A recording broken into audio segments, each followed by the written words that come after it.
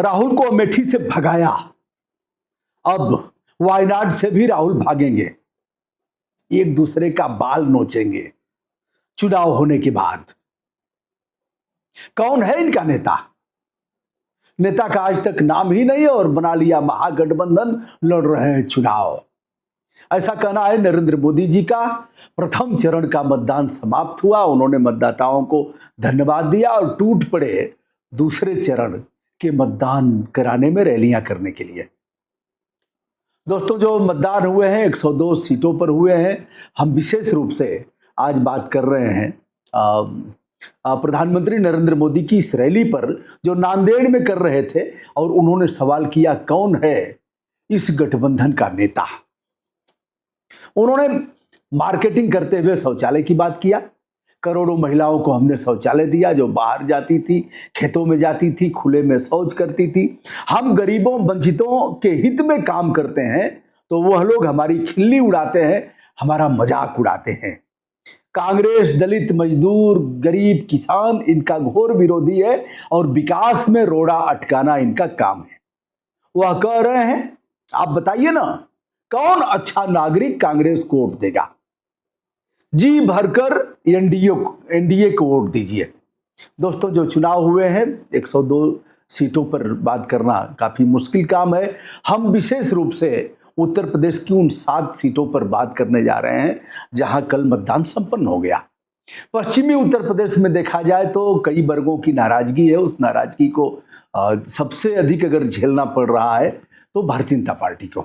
झेलने का कारण यह है कि 10 साल तक लगातार केंद्रीय सत्ता में विराजमान रहने और दूसरी पारी उत्तर प्रदेश में भाजपा गवर्नमेंट की है, इसलिए नाराजगी, जाहिर सी बात है कि नाराजगी होगी।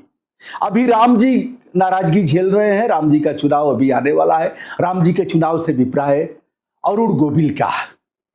अरुण गोविल से सवाल किया पत्रकारों ने कि क्या मुद्दे हैं यहाँ, तो वह कह रहे हैं मुद्दा हुद्दा अभी छोड़िए, हम चुनाव लड़ रहे हैं, चुनाव जीतने के बाद मुद्दे की बात की जाएगी। ऐसे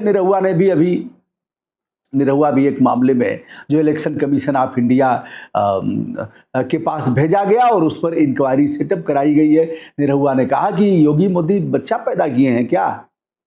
अब बेरोजगारी से बचना है तो शादी विवाह नहीं करना होगा और बच्चे पैदा नहीं करना होगा। निरहुआ ने एक तरह से बहुत से मामले में अपने दिमाग के अनुसार ठीक ही कहा, किंतु अब कोई पूछे कि भैया ये कौन है, ये महिला कौन है, तो आदमी कहेगा हमारी मम्मी है। आधुनिक भाषा में हमारी मम्मा है। फिर कहेगा हमारी माताजी हैं, हमारी माँ है। और अगर उसको फूहड़ और खराब तरीके से कहना होगा तो कहेगा हमारे हमारे हमारे हमारे डैडी की वाइफ है, कहेगा हमारी पिताजी की पत्नी है। बात तो एक ही हुई, लेकिन यह खराब है। प्रधानमंत्री जी विदर्भ और मराठवाड़ा क्षेत्र में कह रहे थे कि इसकी गरीबी के मूल में कांग्रेस है, जो पलायन हुआ है, यहाँ जो सूखा पड़ा, कांग्रेस ने जमकर लूटा, कोई काम किया नहीं, इसलिए लाखों लाख नौजवान विदर्भ और मराठवाड़ा से पलायन कर गए। यहाँ भुखमरी आई, यहाँ लोगों ने आत्महत्या किया और इस कांग्रेस के इस गड्ढे को पाटने में हमें 10 साल लगे। अब 5 साल में हम विदर्भ और मराठवाड़ा की तस्वीर बदल देंगे। उन्होंने मार्केटिंग करते हुए कहा कि श्री अन्न, वर्ष 2023 को हमने श्री अन्न के नाम से, यानी मोटा अनाज वर्ष के नाम से इसे बताया और पूरे विश्व ने हमारी बात माना। मराठवाड़ा और विदर्भ के मोटे अनाज को लोगों ने सुपर फूड का नाम दिया। अब मराठवाड़ा सुपर फूड के नाम से जाना जाता है। अब भैया अब प्रधानमंत्री जी कह रहे हैं कि अमेठी से तो हमने भगा दिया इनको, चले भाग। ऐसा प्रत्याशी उतारा, 2014 में तो हार गई, लेकिन 2019 में ताल ठोक करके स्मृति ईरानी ने ऐसी कुश्ती लड़ा, ऐसा दाव मारा कि राहुल चारों खाने चित्त हो गए और फिर अमेठी पलट करके देखने का नाम नहीं लिए। अमेठी से तो भगाया ही और वायनाड से भी इनको भगाएंगे, ऐसा कहा। और कहा कि चुनाव संपन्न होने दीजिए, यह 4 जून के बाद एक दूसरे का बाल नोचेंगे, एक दूसरे के कपड़े फाड़ेंगे।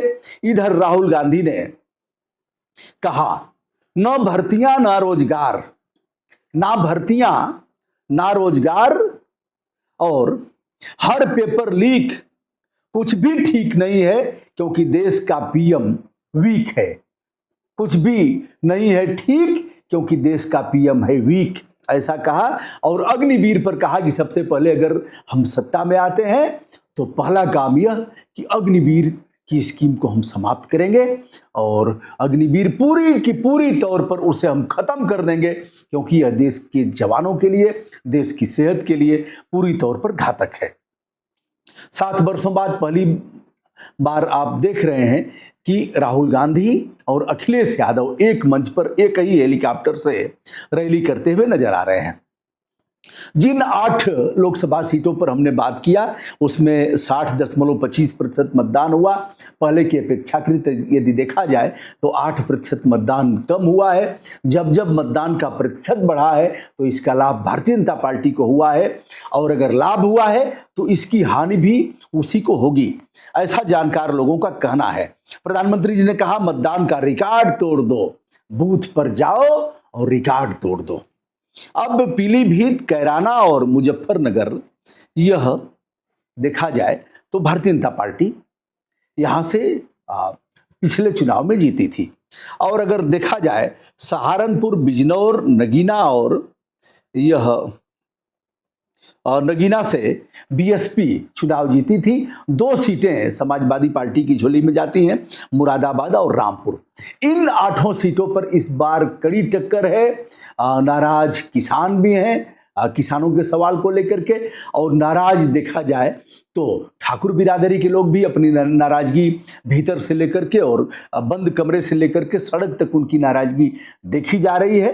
तो इस नाराजगी का दंड किसे भोगना पड़ेगा, यह भी जानकारों का कहना है कि इस नाराजगी सत्ता में दोनों डबल इंजन की सरकार रहने के नाते इन्हें ही भोगना पड़ेगा।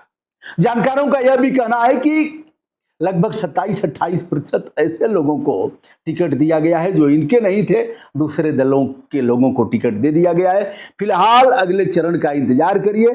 प्रधानमंत्री जी लगातार बिना थके बिना रुके भाषण कर रहे हैं, घूम घूम करके एक लौते ऐसे व्यक्ति हैं जो भारतीय जनता पार्टी को पुष्पित पल्लवित करने में संपूर्ण योगदान कर रहे हैं।